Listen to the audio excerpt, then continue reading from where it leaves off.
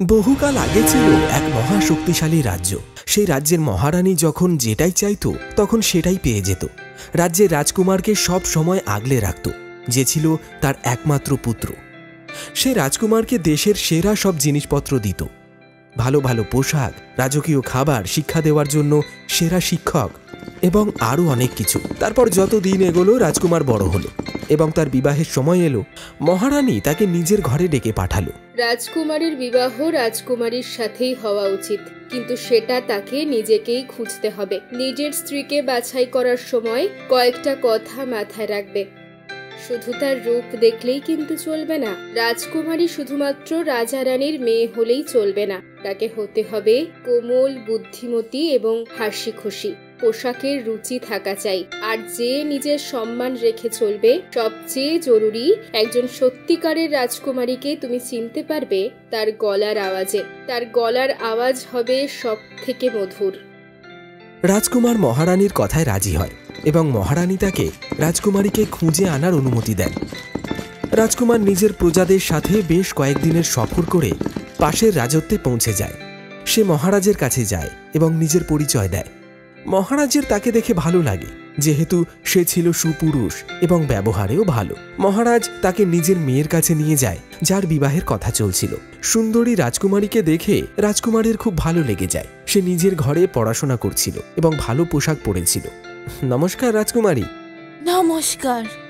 রাজকুমার অবাক হয়ে যায়, কারণ রাজকুমারীর গলার স্বরটা ভাঙা ভাঙা ছিল। আপনার শরীর ঠিক আছে তো? আপনাকে কি এক গ্লাস জল দেব? না না, আমার জল তেষ্টা পাইনি। ও আচ্ছা, আপনি আপনার কবিতা পড়তে থাকুন, আমি বরং এবারে আসি।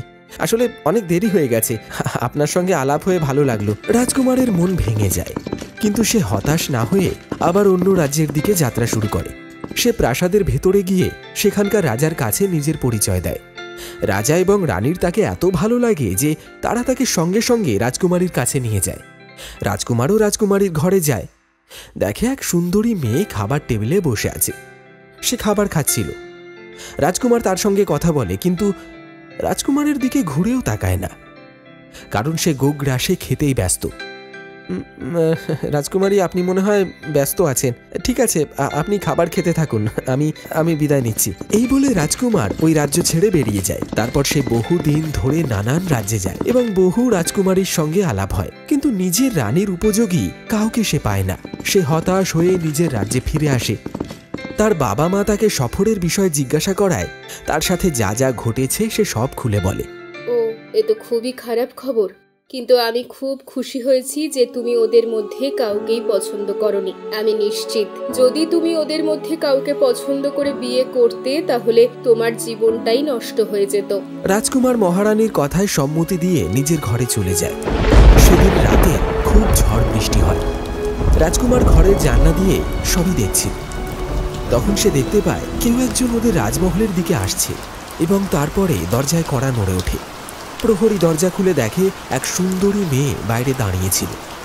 সে আপাদমস্তক একটা আলখাল্লার মতো জামা পরেছিল আর বৃষ্টিতে একদম ভিজে গেছিল। রাজকুমার একটা মিষ্টি গলার আওয়াজ শুনে নিচে নেমে আসে। আমার গাড়ির চালক বৃষ্টিতে রাস্তা হারিয়ে ফেলেছে।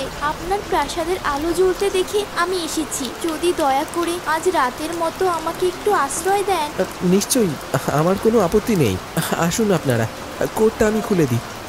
রাজকুমার তাকে প্রাসাদের ভেতরে নিয়ে আসে এবং কোটটা খোলা মাত্রই সে বুঝে যায় যে এর মতো সুন্দরী মেয়ে সে আগে কখনো দেখেনি। সে প্রজাদের বলে মেয়েটার খেয়াল রাখতে এবং রানীর কাছে চলে যায় সেই খবরটা দিতে। মহারানী তার সাথে মেয়েটাকে দেখতে আসে এবং প্রথম দেখাতেই চিনে ফেলে।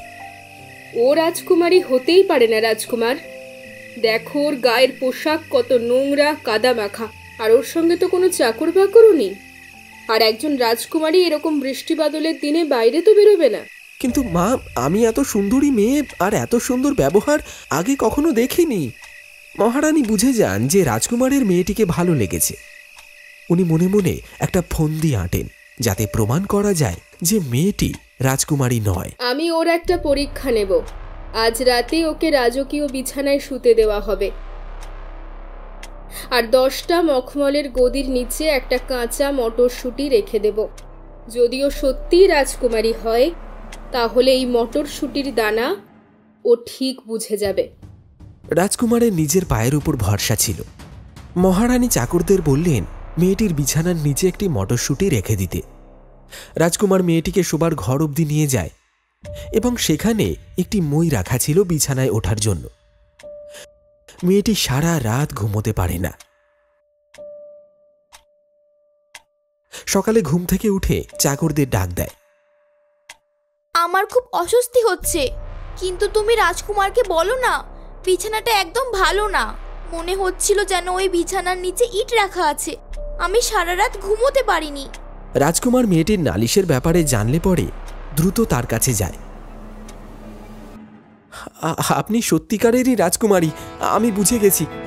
আমার বিয়ের প্রস্তাব গ্রহণ করবেন। আমি আপনাকে বিয়ে করতে রাজি আছি, শুধু আমাকে বিছানায় কোনোদিনও শুতে বলবেন না।